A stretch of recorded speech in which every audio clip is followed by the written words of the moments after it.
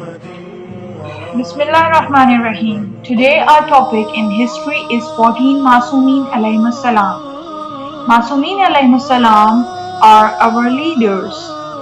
Masumeen are those who do not do any sins. Masumeen alayhimus salam are Ahlul Bayt, those who have been addressed by Allah in the Quran in Surah Ahzab, verse number 33. إنما يريد الله ليذهب عنكم الرجس أهل البيت ويطهركم تطهيرا.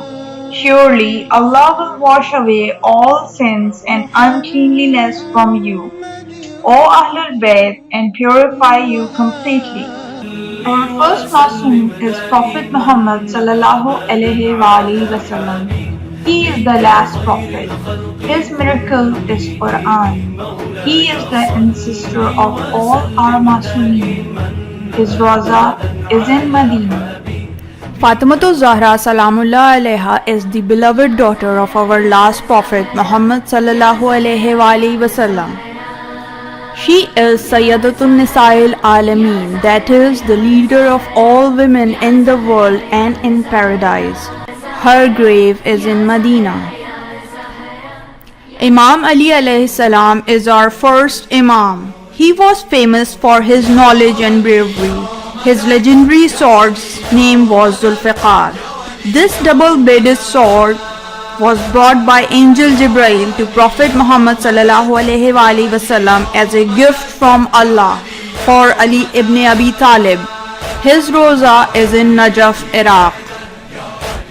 Our second Imam is Hazrat Imam Hassan alayhi salam.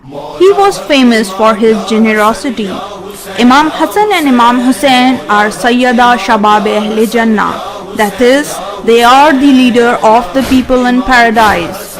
He is buried in Jannatul Baqi, Medina.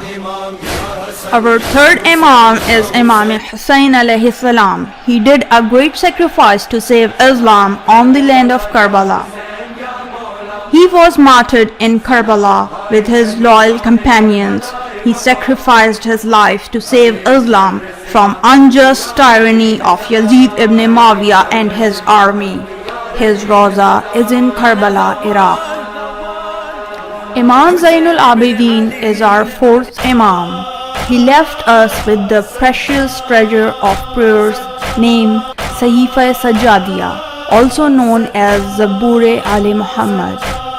His grave is in Jannatul Baqi, Medina. Imam Muhammad Baqir is our fifth Imam. He was called Baqirul Ulum, meaning he who opens knowledge. He was called by this name because he started spreading knowledge that lead to many different subjects like maths, geography, astronomy, jurisprudence, etc. And his students became pioneers of these subjects. His grave is in Jannatul Baqi, Medina.